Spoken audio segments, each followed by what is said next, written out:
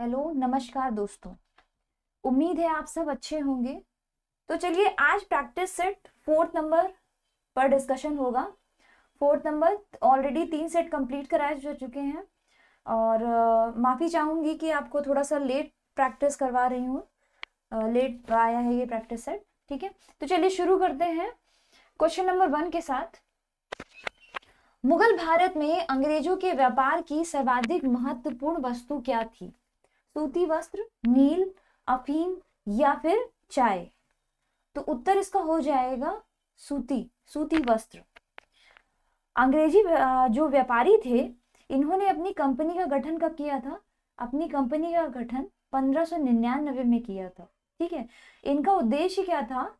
इनका उद्देश्य था कि जो पूर्वी देश है, ठीक है, पूर्वी देशों में व्यापार करना इनका जो था उद्देश्य था। तो महारानी एलिजाबेथ जो थी, इन्होंने 1600 ईस्वी में एक आज्ञा पत्र जारी किया, ठीक है। और उस आज्ञा पत्र में क्या था कि 15 वर्षों के लिए इनकी अनुमति प्रदान की गई थी। किसकी अनुमति? व्यापार करने की अनुमति प्रदान की गई थी। इसी के बाद ही 1608 में भारत में व्यापारिक कोठियां थी, वो कायम करने का जो था प्रथम क्या किया गया? प्रयत्न किया गया। और जो कप्तान हॉकिंस थे, ठीक है, वो जहांगीर के दरबार में सूरत फैक्ट्री को स्थापित करने के लिए क्या किया था? इन्होंने अनुमति जो थी वो पाली थी, ठीक है। और वहीं से ही अंग्रेजों का व्यापार शुरू हुआ था। नेक्स्ट है, निम्नलिखित में से किसने लिखा है कि बाबर की मृत्यु विष देने से हुई थी? अबुल फजल, निजामुद्दीन अहमद, गुलबदन बेगम या फिर अब्बास खां सरवानी? तो इसका उत्तर हो जाएगा गुलबदन बेगम। गुलबदन बेगम की एक प्रसिद्ध कृति थी, कौन सी थी?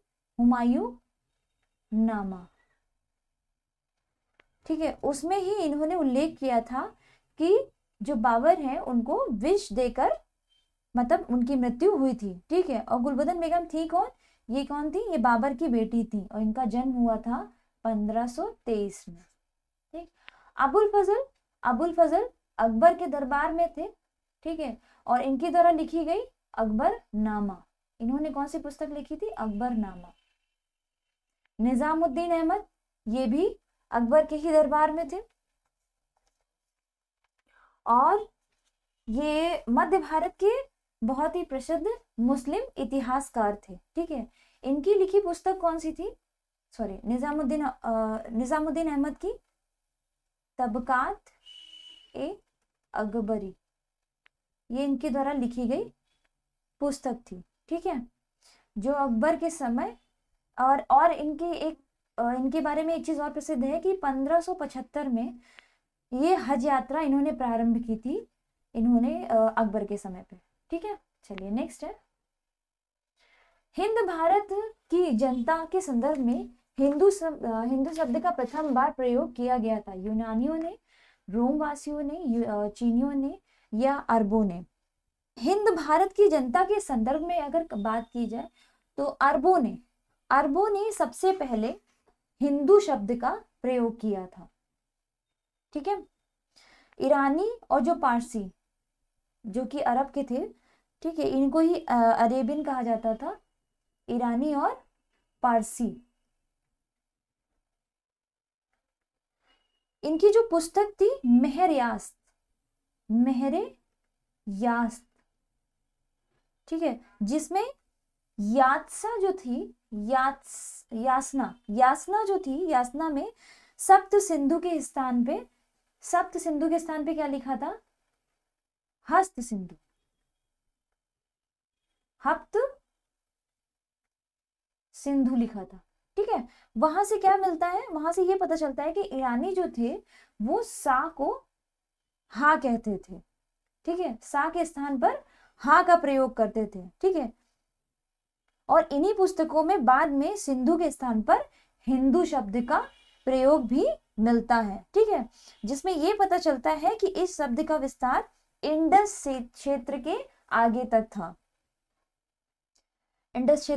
तक था, लेकिन बाद में यूनान और रोम दोनों ने, मतलब ये यूनानी और रोम, इन दोनों के लेखकों ने सप्त सिंधु को समूचे देश के लिए लागू कर दिया था,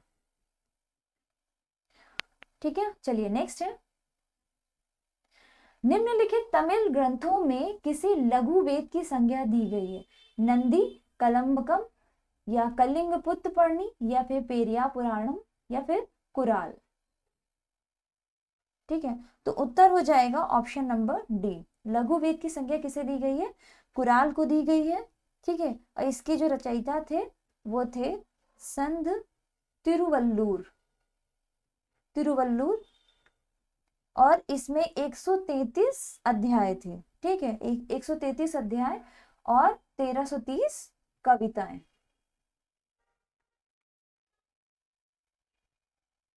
नंदी कलम्बकम ये तमिल कविताओं का संकलन है। ठीक है, और इसमें जो नायक है वो कौन है? नंदी वर्मन। नंदी वर्मन एक नायक है जो कि बहुत ही महान बताए गए हैं। ठीक है, चलिए कलिंग पुत्तपर्णी, इसमें कलिंग और चोल युद्ध का वर्णन है। चलिए नेक्स्ट है, 6ठी शताब्दी ईसा पूर्व का मत्स्य महाजनपद स्थित था? पश्चिमी उत्तर प्रदेश में, राजस्थान में, बुंदेलखंड में, या फिर रुहेलखंड में? तो ऑप्शन नंबर बी, जो पूर्व का 6ठी शताब्दी ईसा पूर्व का जो मत्स्य जनपद था, ठीक है, वो राजस्थान में था। 16 महाजनपदों के बारे में उल्लेख मिलता है, कहां पर मिलता है? बौद्ध ग्रंथ, जो बौद्ध ग्रंथ है, ठीक है, अंगुत्तर निकाय, बौद्ध ग्रंथ अंगुत्तर निकाय में 16 महाजनपदों का उल्लेख मिला है। ठीक है, जिसमें से कौन कौन से 16 महाजनपद है? कुरु है, पंचाल, सूरसेन, वत्स, कोसल। चाहिए तो ये कहीं नोट कर लीजिए। ठीक है, क्योंकि एक महाजनपद से एक क्वेश्चन आना डेफिनेटली श्योर है। काशी, अंग, मल, ठीक है, अंग, और मगध, वज्जी, चेदी, मत्स्य, जिसके बारे में अभी पूछा है, अश्मक, अवंती। अगर राइटिंग नहीं समझ में आती है तो मेरे प्रोनाउंसिएशन से थोड़ा सा ध्यान दीजिएगा। ठीक है, कंबोज। ये क्या है? ये 16 महाजनपद हैं जो कि बौद्ध ग्रंथ अंगुत्तर निकाय में इनकी सूची मिलती है। ठीक है, जो मत्स्य महाजनपद है इसकी राजधानी क्या थी? इसकी राजधानी थी विराटनगर। ठीक है, चलिए महाजनपदों के बारे में एक अलग से वीडियो आपके लिए बनाया जाएगा। ठीक है, जिसमें जनपद के साथ साथ ये किसके अंतर्गत थे, इसमें कौन कौन से शासक थे, किन किन शासकों का राज्य था, और इनकी राजधानियां क्या थी, ये सब के बारे में। नेक्स्ट है, भारत में ब्रिटेन के सभी संवैधानिक प्रयोगों में से सबसे कम समय तक चला? 1861 का इंडियन काउंसिल एक्ट, 1892 का इंडियन काउंसिल एक्ट, या 1999 का, या 1919 का? तो इसका उत्तर हो जाएगा ऑप्शन नंबर सी, 1909 का इंडियन काउंसिल एक्ट जो था, जिसे क्या कहते हैं? मार्ले मिंटो सुधार, जिसे मार्ले मिंटो सुधार भी कहते हैं। ठीक है, इस नाम से भी जाना जाता है, जो सबसे कम समय तक चला था। कितने समय तक? ये सिर्फ 10 वर्षों तक ही चला था। ठीक है, और इस अधिनियम की मुख्य विशेषता क्या था? संप्रदाय को जन्म देना था। ठीक है, इस अधिनियम द्वारा ही सर्वप्रथम सांप्रदायिक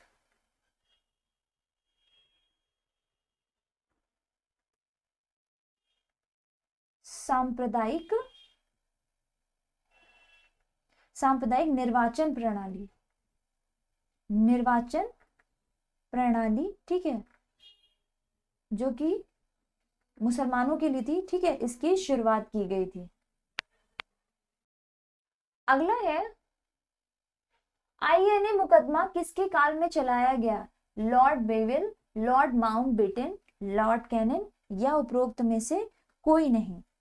तो इसका उत्तर हो जाएगा option number A, Lord Wavell के समय आईएनए मुकदमा चलाया गया था। आईएनए जिसे आजाद हिंद फौज कहते हैं, आजाद हिंद फौज, ठीक है। ये किसके समय पे चलाया गया था?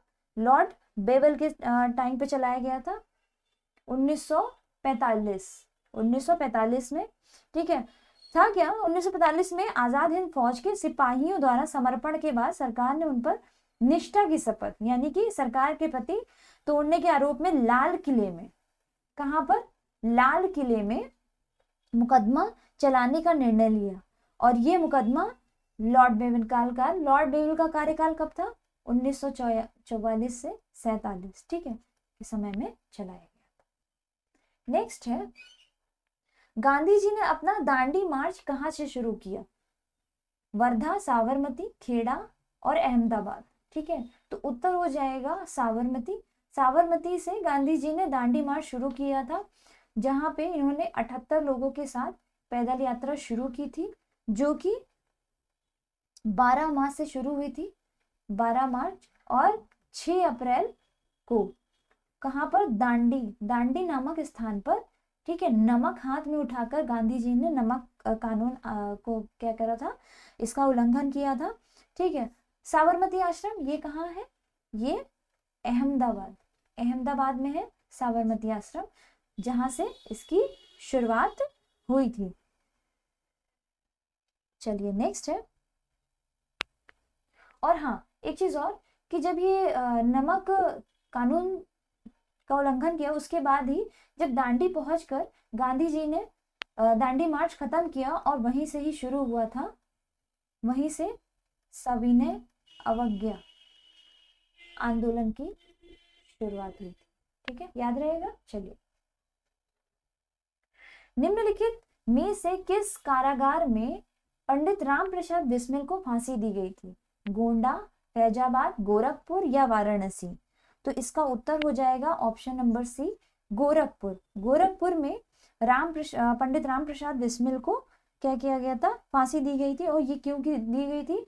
1925 में जो काकोरी कांड हुआ था, जिसे अब काकोरी एक्शन नाम दिया जाता है, ठीक है, काकोरी एक्शन, काकोरी एक्शन, ठीक है। इसके आरोप में ही 19 दिसंबर 1927 को पंडित राम प्रसाद बिस्मिल को फांसी दे दी गई थी, ठीक है। और फांसी दिए जाने के पूर्व ही राम प्रसाद बिस्मिल ने यह कहते हुए दूध पीने से इनकार भी कर दिया था कि अब मैं केवल अपनी माँ का ही दूध लूंगा, ठीक है। चलिए, अशफाक उल्लाह खां, फैजाबाद में किसको फांसी हुई थी? फैजाबाद में अशफाक उल्लाह खां को फांसी दी गई थी, ठीक है। और वहीं बात की जाए राजेंद्र लाहिड़ी, तो राजेंद्र लाहिड़ी को गोंडा जेल में, राजेंद्र लाहिड़ी को कहाँ दी गई थी फांसी? गोंडा के जेल में दी गई थी, ठीक है, याद रहेगा। चलिए नेक्स्ट है, में से कौन नेता उग्रवादी नहीं था? बिपिन चंद्र पाल, बाल गंगाधर तिलक, डब्ल्यू.सी. बनर्जी या उक्त में से कोई नहीं? आपने सुना होगा लाल बाल पाल, लाल बाल पाल, ठीक है। हिस्ट्री में इन 3 का नाम उल्लेखित है जिन्हें उग्रवादी की श्रेणी में रखा गया है। लाल मतलब लाला लाजपत राय, ठीक है। पाल मतलब बाल गंगाधर तिलक,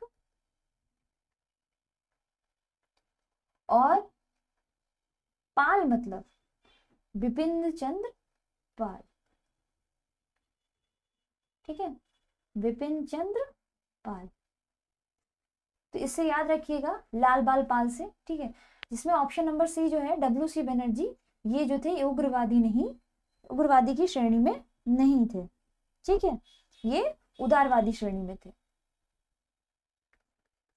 चलिए नेक्स्ट है, 2000 से 2005 की अवधि में वन्य क्षेत्र का सर्वाधिक ह्रास यानी कि हानि जहां देखा गया वह है, तो आपको उत्तर बताना है इसमें से कौन सा? ब्राजील, इंडोनेशिया, सूडान या जाम्बिया? इसका उत्तर हो जाएगा ऑप्शन नंबर ए, ब्राजील। ठीक है, ब्राजील, जहां अमेजन के जंगल पाए जाते हैं। ठीक है, जो कि पूरे विश्व का पूरे विश्व 20% ऑक्सीजन का जो पूर्ति है वो कहाँ से, अमेजन के जंगलों से होती है, और इसे विश्व का हृदय भी कहा जाता है। 2002 से 2005 की अवधि में वन क्षेत्र का सर्वाधिक ह्रास जो है वो ब्राजील में देखा गया। ब्राजील में जो है 62% जो है क्षेत्र जो है वो कैसा है, वनाच्छादित है। ठीक है, चलिए नेक्स्ट है, निम्नलिखित में से कौन सा देश नील नदी द्वारा अपवाहित नहीं होता, चाड, इथोपिया, सूडान या युगांडा। यहाँ आप देख पा रहे होंगे, ठीक है, ये नील नदी है जो कि लेक विक्टोरिया से निकली है। ठीक है, नील नदी कहाँ से निकली है, ये लेक विक्टोरिया से निकली है, जो कि युगांडा, ठीक है, साउथ सूडान, सूडान, ठीक है, से होते हुए कहाँ जाती है, ये इजिप्ट जाती है। और इसी नील नदी में व्हाइट नील मिलती है जो कि इथोपिया से निकली है। ठीक है, ये होते हुए किसमें मिलती है, ये नील में मिल जाती है, और यहाँ से ये जो ये विक्टोरिया से निकलती है वो ब्लू नील होती है, सॉरी व्हाइट नील होती है, और जो इथोपिया से निकलती है वो ब्लू नील होती है। जब ये दोनों मिलते हैं यहाँ पर, इसके बाद ही इसका नाम क्या पड़ता है, इसका नाम नील नदी पड़ता है। ठीक है, और ये इजिप्ट से होते हुए मेडिटेरियन सी में गिर जाती है। तो उत्तर है चाड जो है ये एक लैंडलॉक कंट्री है। ठीक है, ये याद रखिएगा, ये अफ्रीका की लैंडलॉक कंट्री है। ठीक है, जो कि अपाई क्षेत्र में नहीं आती, और यूथोपिया, सूडान और युगांडा ये तीनों ही आते हैं। नेक्स्ट है, निम्नलिखित राज्यों में से कौन सबसे बड़ा रबड़ उत्पादक राज्य है, कर्नाटक, तमिलनाडु, केरल या महाराष्ट्र। आपको बताना है इसमें से कौन है जो रबड़ के लिए सबसे बड़ा उत्पादक राज्य है। तो ऑप्शन नंबर सी, केरल जो है यहां से सर्वाधिक रबड़, लगभग 90%, ठीक है, रबड़ जो है वो उत्पादित होती है। तमिलनाडु और कर्नाटक जो है ये भी रबड़ उत्पादक हैं, तमिलनाडु और कर्नाटक, लेकिन सबसे ज्यादा की बात की जाए तो वो केरल में उत्पादित होती है। ठीक, और भारत में व्यापारिक स्तर पर रबड़ के बागान वर्ष कब हुए थे, 1902 में।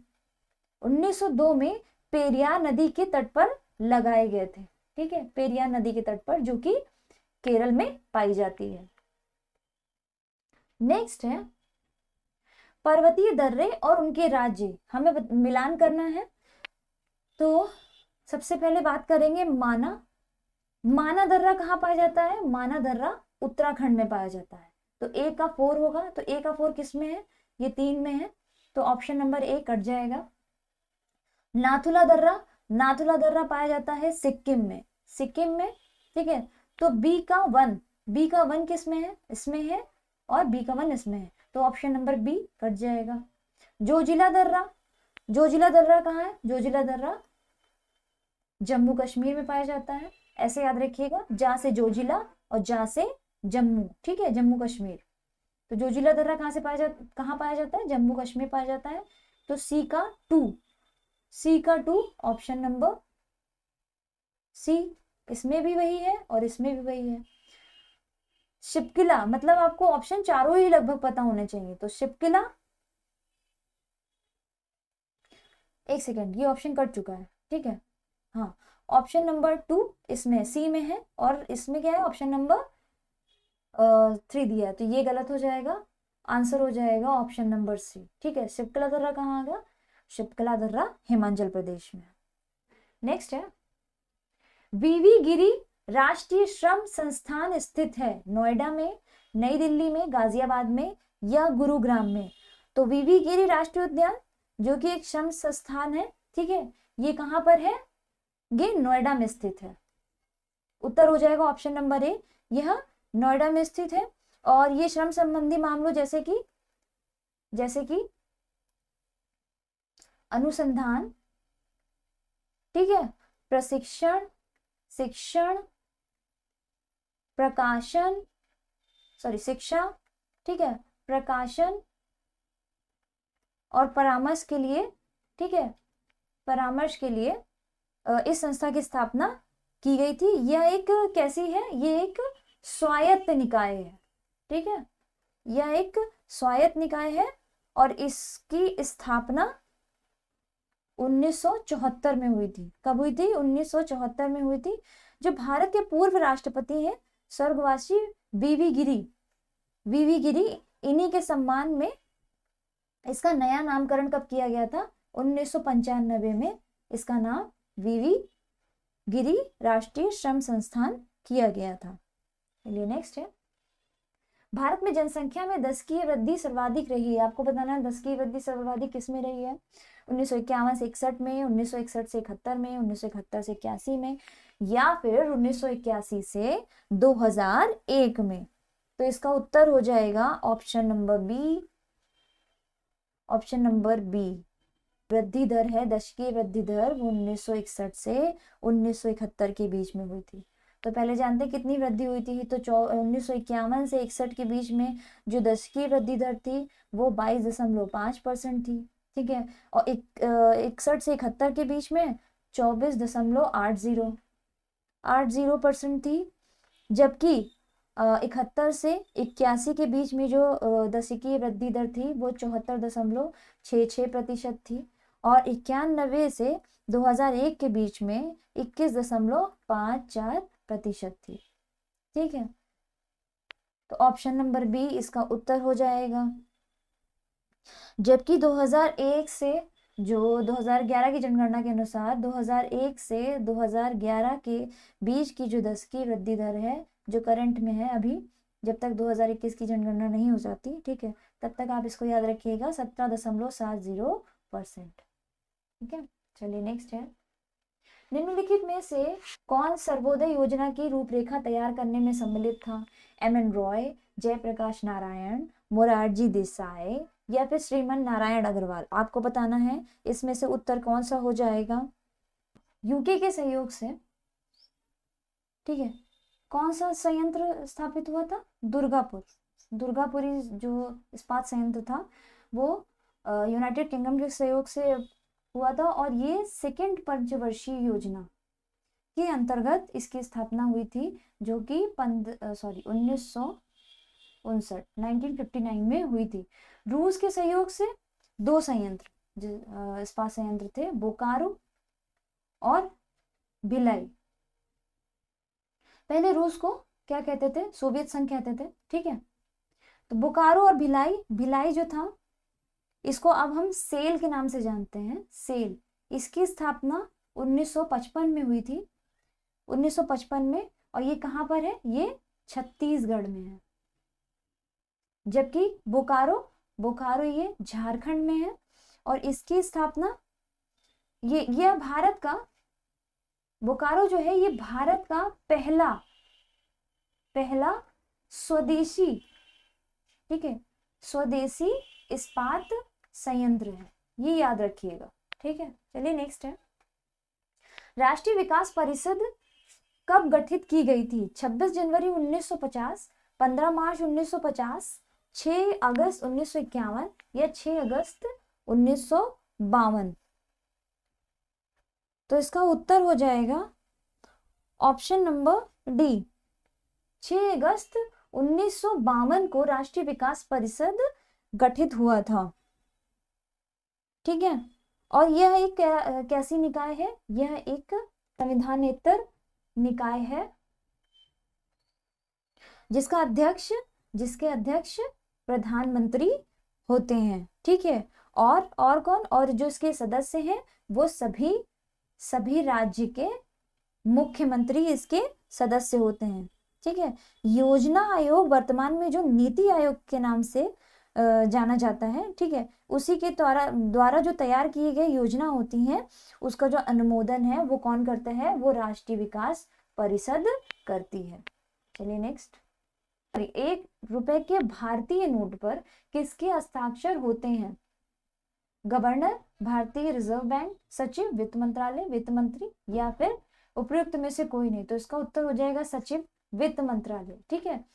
1 रुपए के भारतीय नोट पर सचिव जो है वित्त मंत्रालय के, उनके हस्ताक्षर होते हैं। ठीक है, और इससे ऊपर जितने भी नोट होते हैं उस पे किसके साइन होते हैं, उस पे हस्ताक्षर जो होते हैं आरबीआई के गवर्नर द्वारा किए जाते हैं। ठीक है, 2015 में सरकार 1 रुपए के नोटों की छपाई शुरू करने का निर्णय लिया है। ठीक है, पुनः, क्योंकि ये बंद हो गए थे।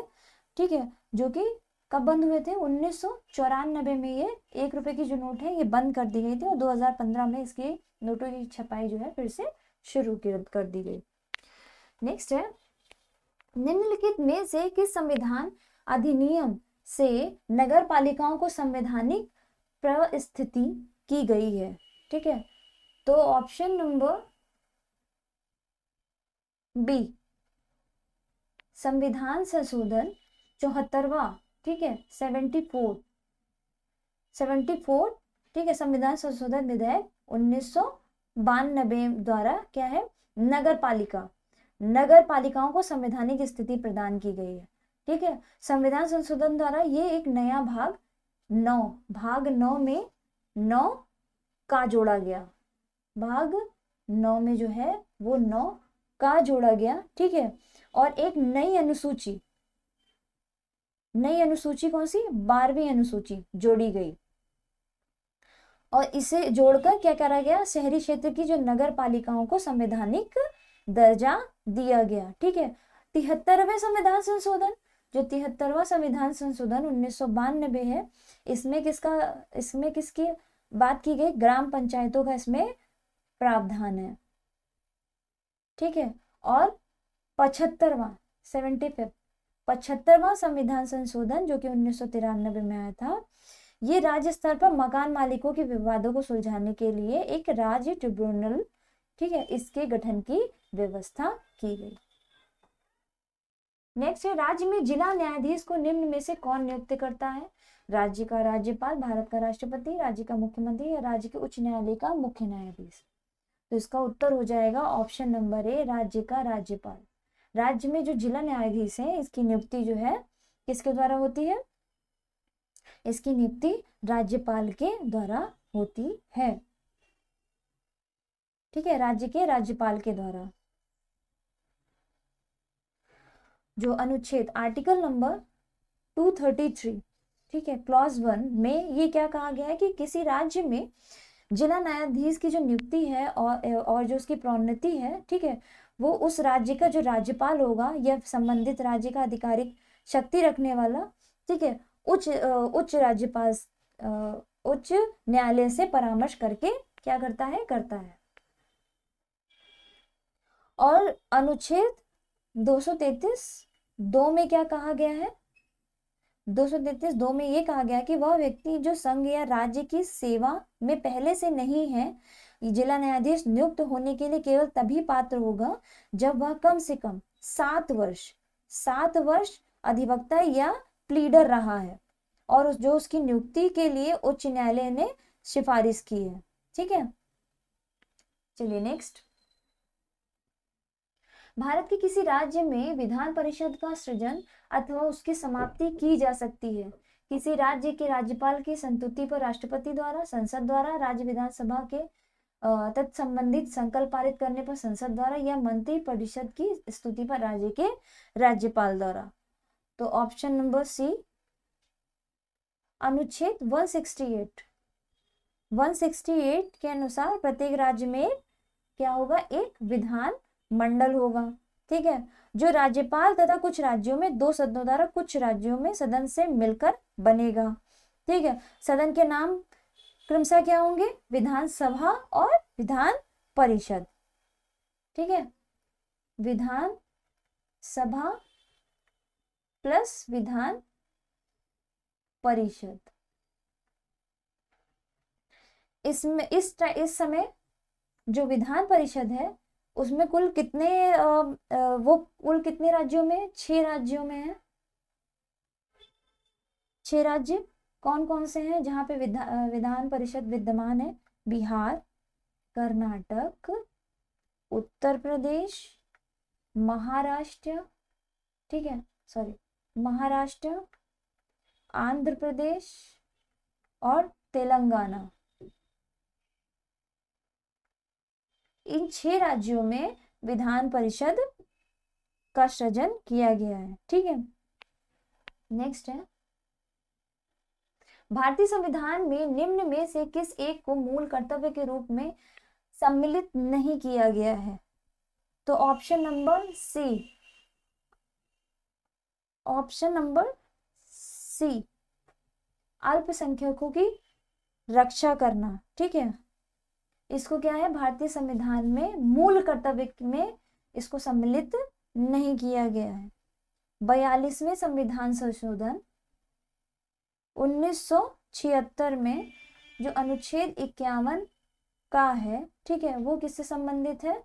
वो मौलिक कर्तव्य या इसे मूल कर्तव्य भी कहते हैं, इनसे संबंधित है। ठीक है, जिसमें क्या है, अल्पसंख्यकों की रक्षा का प्रावधान इसमें नहीं किया गया है।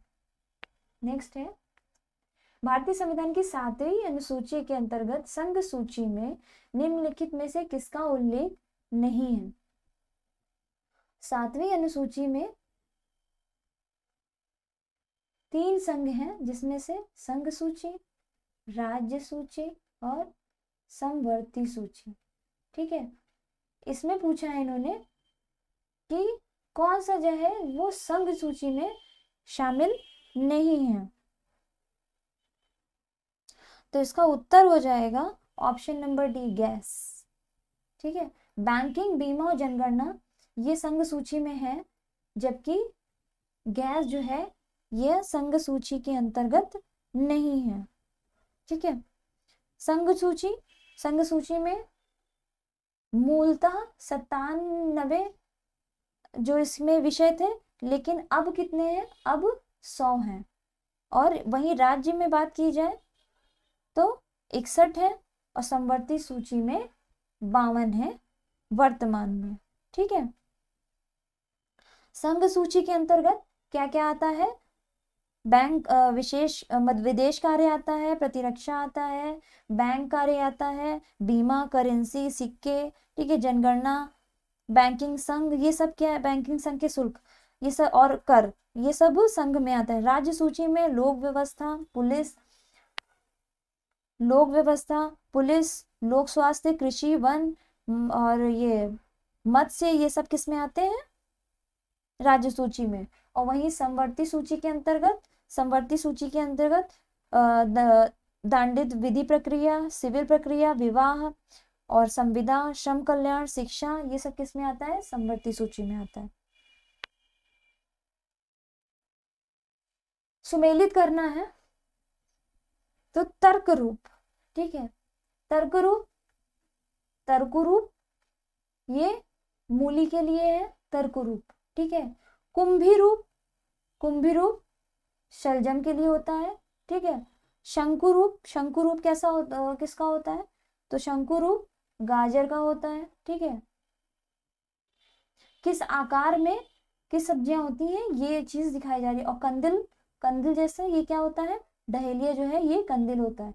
शंकु के जैसा क्या होता है? शंकु रूप गाजर होता है। ठीक है, तो ये ऑप्शन नंबर क्या हो जाएगा? ऑप्शन नंबर 20 का उत्तर हो जाएगा।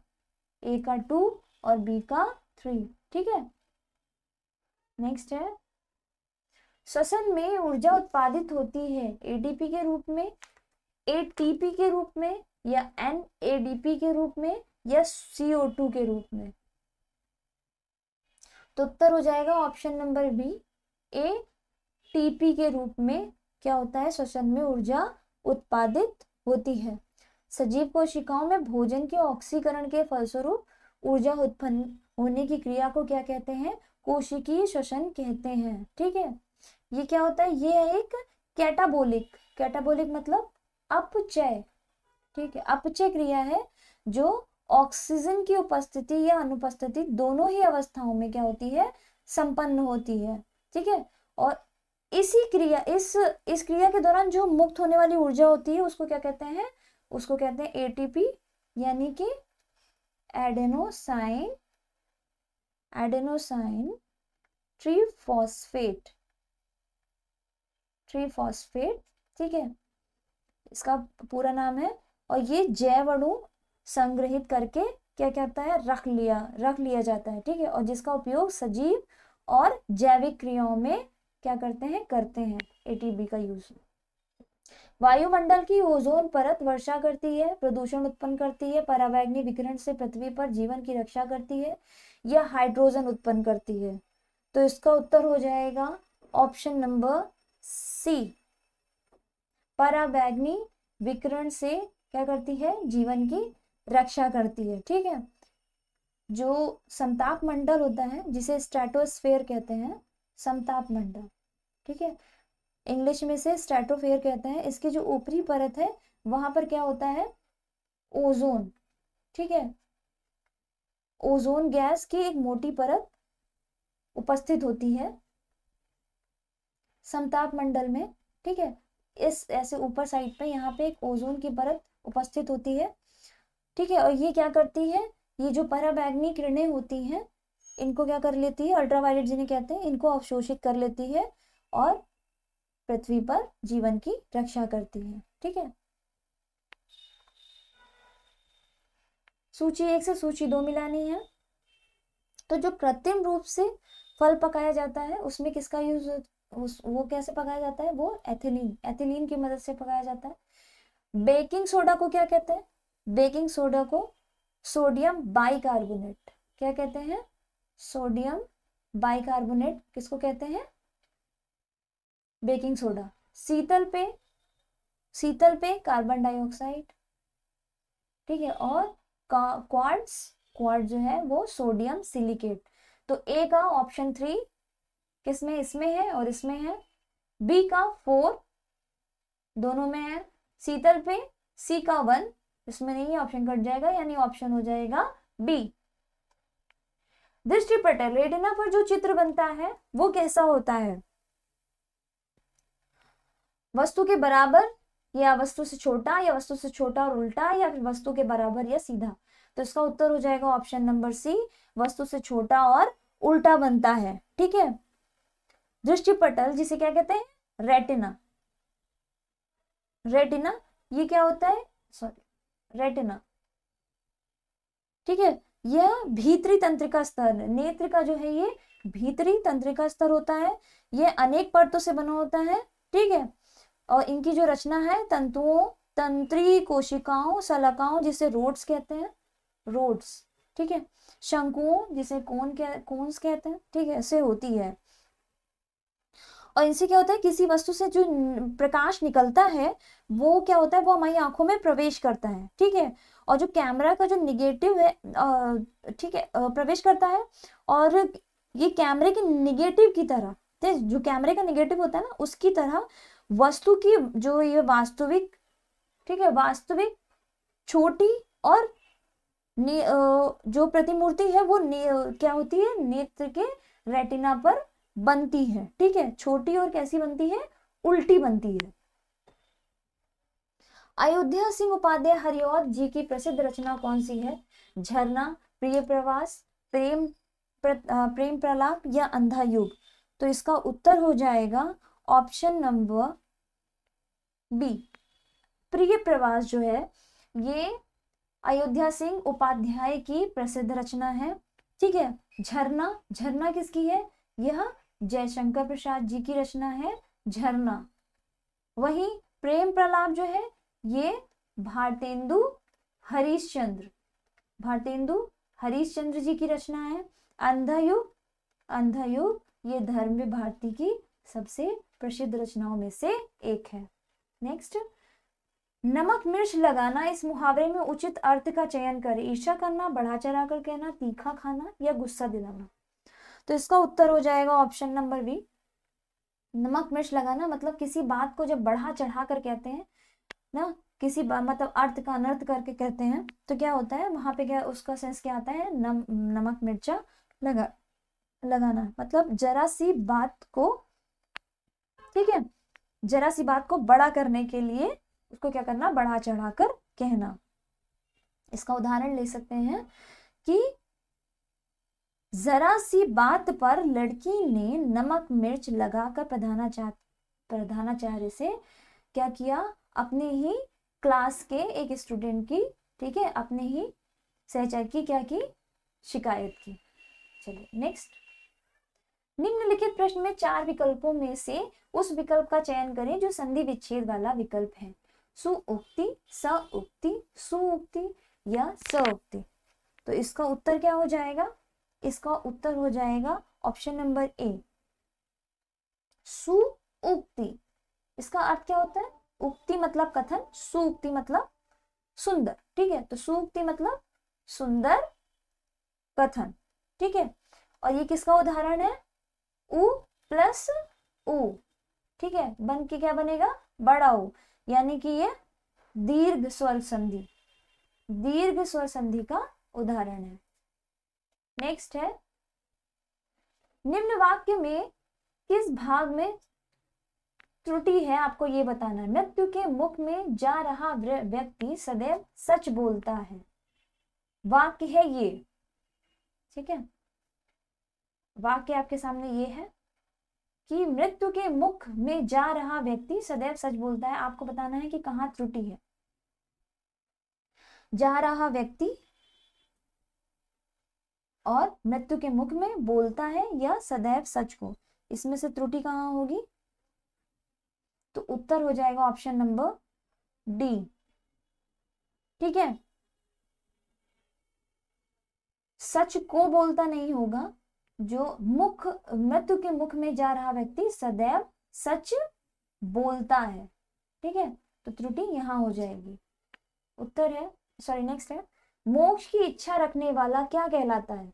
मोक्ष की इच्छा रखने वाला मुमुक्षु, ठीक है, मुमुक्षु, मोक्ष इच्छु, ठीक है, मोक्ष की इच्छा रखने वाला मुमुक्षु कहलाता है। कर्मठ, कर्मठ मतलब कर्मठ होगा कार्य में संलग्न रहने वाला, ठीक है।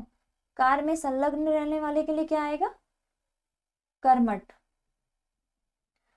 और जिज्ञासु, उत्सुक तो उत्सुकता होती है, ठीक है, ये कोई वन वर्ड नहीं, लेकिन जिज्ञासु, जिज्ञासु के लिए क्या आएगा, जानने की इच्छा रखने वाला, जानने की इच्छा रखने वाला के लिए क्या होगा, जिज्ञासु, ठीक। नेक्स्ट है, उत्तर प्रदेश के किस विश्वविद्यालय को पूर्व का ऑक्सफोर्ड नाम से जाना जाता था। आपको बताना है इसमें से उत्तर क्या होगा।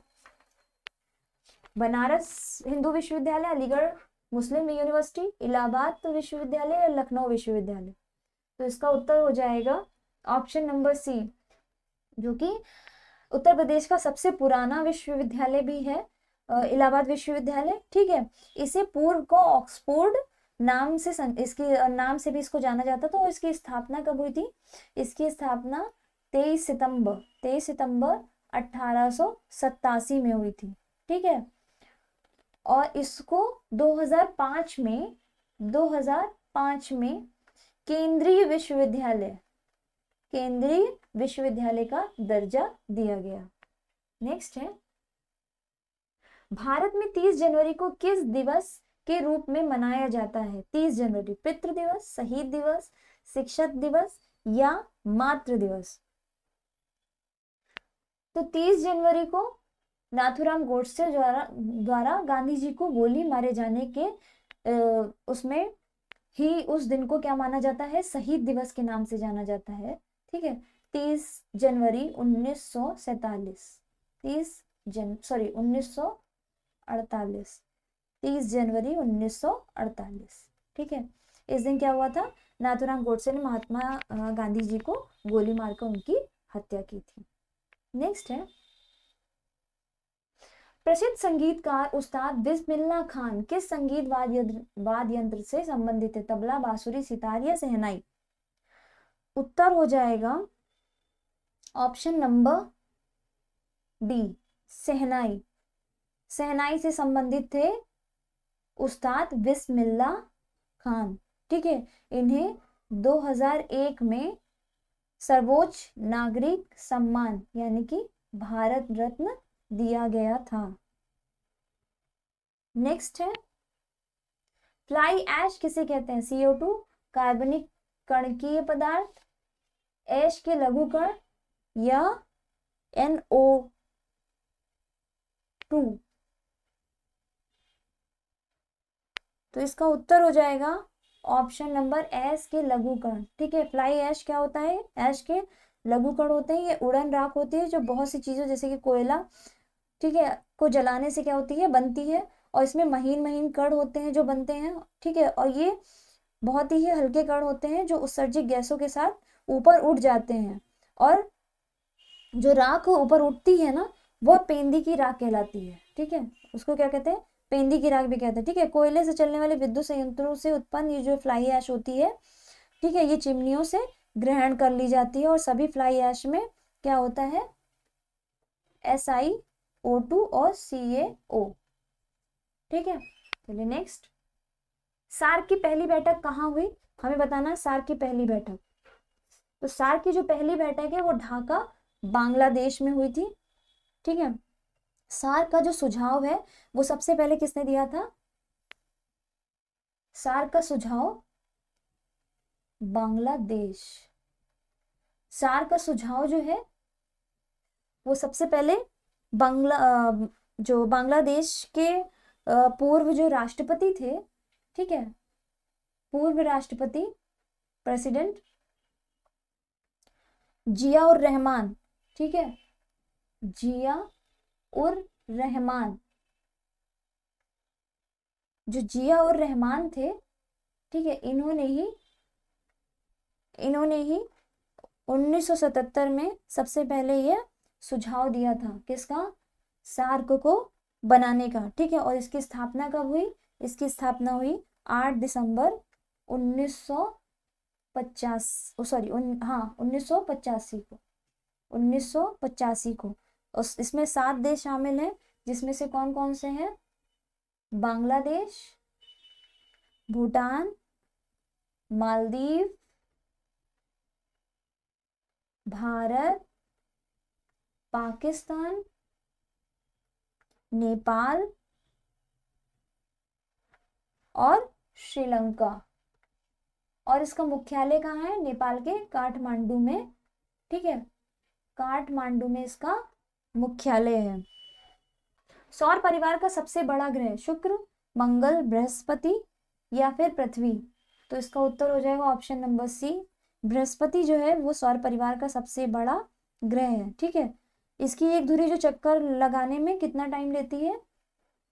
9.8 घंटा। ठीक है, सबसे कम। और सूर्य की परिक्रमा करने में ये 11.9 वर्ष।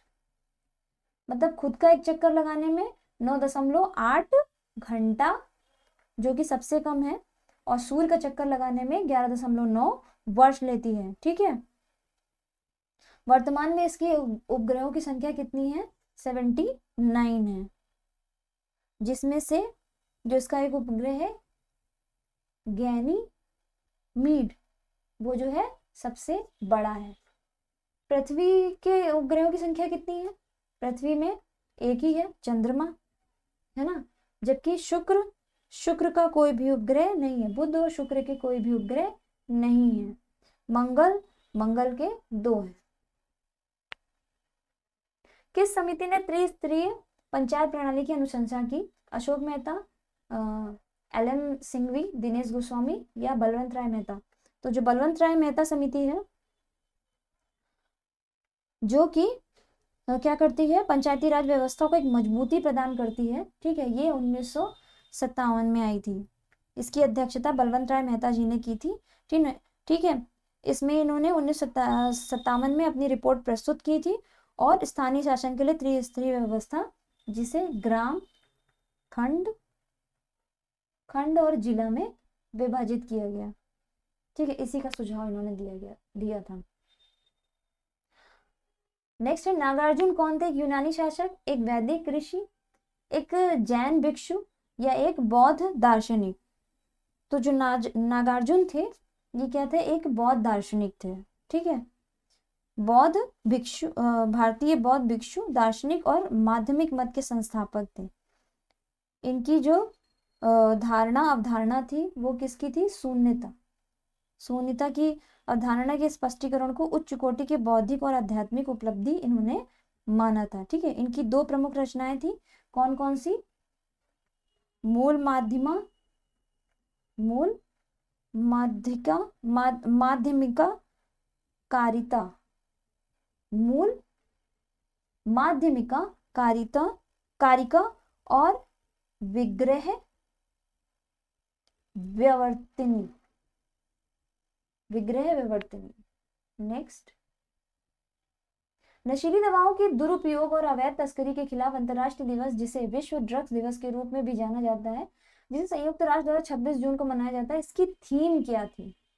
आपको इसकी थीम बतानी है क्या है। तो इसकी थीम है ऑप्शन नंबर ए, स्वास्थ्य और मानवीय संकटों में नशीली दवाओं की चुनौतियों का समाधान। ठीक है, नेक्स्ट है, हाल ही में अंतर्राष्ट्रीय नाविक दिवस कब मनाया गया? तो अंतर्राष्ट्रीय नाविक दिवस जो है ये 25 जून को मनाया गया, अंतर्राष्ट्रीय नाविक दिवस। नेक्स्ट है, हाल ही में भारत में VLSRSAM सतह से हवा में मार करने वाली मिसाइल का सफल परीक्षण कहाँ किया गया? तो इसका उत्तर हो जाएगा ऑप्शन नंबर सी, उड़ीसा।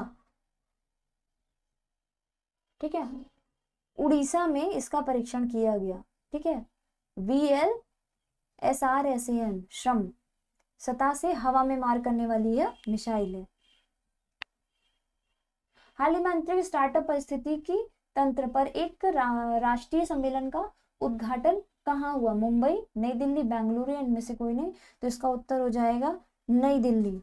ठीक है, अंतरिक्ष स्टार्टअप परिस्थितिकी तंत्र पर राष्ट्रीय सम्मेलन का उद्घाटन कहाँ हुआ? नई दिल्ली में हुआ। हाल ही में अत्याचार के पीड़ितों के समर्थन में अंतर्राष्ट्रीय दिवस कब मनाया गया? तो 26 जून को अत्याचार से पीड़ित समर्थन में अंतर्राष्ट्रीय दिवस मनाया गया। 19 जून 2022 को किस देश में जूनटीथ फेस्टिवल मनाया गया? तो यह अमेरिका में जूनटीथ फेस्टिवल मनाया गया। ठीक है, इसका संबंध किससे है? इसका संबंध गृह युद्ध जो हुआ था 1861 से 1865 के बीच, उससे संबंधित है। 18 जून 2022 को किस राज्य मुख्यमंत्री मातृ शक्ति योजना और पोषण सुधा योजना की शुरुआत की गई? तो इसका उत्तर हो जाएगा ऑप्शन नंबर डी, गुजरात। 18 जून 2022 को, ठीक है, गुजरात राज्य में प्रधानमंत्री मोदी द्वारा मुख्यमंत्री मातृ शक्ति योजना और पोषण सुधा योजना, और पोषण सुधा योजना का शुभारंभ किया गया। नेक्स्ट है, जून 2022 में कौन अंतरराष्ट्रीय फुटबॉल इतिहास में संयुक्त 5वें सबसे ज्यादा गोल करने वाले खिलाड़ी बन गए हैं? तो क्रिस्टियानो रोनाल्डो जो है, ठीक है, क्रिस्टियानो रोनाल्डो ये जो है अंतरराष्ट्रीय फुटबॉल में संयुक्त 5वें सबसे ज्यादा गोल, कितने गोल हैं इनके? 117। ठीक है, 117 गोल करने वाले खिलाड़ी बन गए हैं। नेक्स्ट, हाल ही में किस देश के तट पर दुनिया का सबसे बड़ा पौधा खोजा गया? ऑस्ट्रेलिया में, ठीक है, दुनिया का सबसे बड़ा पौधा कौन सा था? पोसिडोनिया ऑस्ट्रेलिया, इसका नाम दिया गया है पोसिडोनिया ऑस्ट्रेलिया। ठीक है, पोसिडोनिया ऑस्ट्रेलिया, ठीक है, ये जो है पौधा खोजा गया। हाल ही में खबरों में रहा ऑपरेशन संकल्प किस सशस्त्र बल से संबंधित है? तो जो ऑपरेशन संकल्प है ये नौसेना से संबंधित है। किससे संबंधित है? ऑप्शन नंबर सी, ये डी ऊपर हो गया है गलती से। ठीक है, ऑप्शन नंबर सी जो है वो नौसेना से संबंधित है और इसकी शुरुआत जो है 2019 से हुई थी। कब से हुई थी? 2019 में हुई थी इसकी शुरुआत, ऑपरेशन संकल्प। राष्ट्रपति चुनाव 2022 के लिए भाजपा के नेतृत्व वाली सत्ताधारी एनडीए ने किसे अपना उम्मीदवार घोषित किया था? तो राष्ट्रपति चुनाव के लिए इस टाइम पे कौन, अगर आपको पता, द्रौपदी मुर्मू जो है, ठीक है, ये झारखंड की पूर्व राज्यपाल भी रह चुकी हैं 2015 से 2021 के दौरान। ठीक है। तो बीजेपी की तरफ से कौन थी? द्रौपदी मुर्मू ये उम्मीदवार घोषित की गई थी। नेक्स्ट है, हाल ही में जानी मानी शख्सियत कृष्ण कुमार कुनाद का निधन हो गया। वे कौन थे? जो कृष्ण कुमार कुनाद थे, के ये एक सिंगर थे, गायक, ठीक है, जिनको जिनको हार्ट अटैक आया था, जो स्टेज पे गाना गाते गाते ही इनके अटैक पड़ गया था। नेक्स्ट है, तो आज की हमारी क्लास यहीं खत्म होती है। उम्मीद है आपको समझ में आई होगी। अगर इससे संबंधित और भी कोई क्वेरी या क्वेश्चंस हो प्लीज़ कीजिए, बताइए कमेंट सेक्शन में। आपके कमेंट का मुझे इंतज़ार रहता है, तो प्लीज़ मुझे बताइए कि क्वेश्चन कैसे हैं, आपको समझ में आ रहे हैं, नहीं आ रहे हैं, कहाँ कहाँ गड़बड़ हो रही है, कहाँ क्या मिस्टेक हो रही है। अगर कुछ भी ऐसा है तो प्लीज़ बताइए। अभी मैंने ये नया शुरू किया है, मैं पूरी अपनी कोशिश में लगी हूँ कि आपको अच्छी से अच्छी क्लास और अच्छे से अच्छे क्वेश्चन प्रेजेंट कर पाऊँ, ठीक है।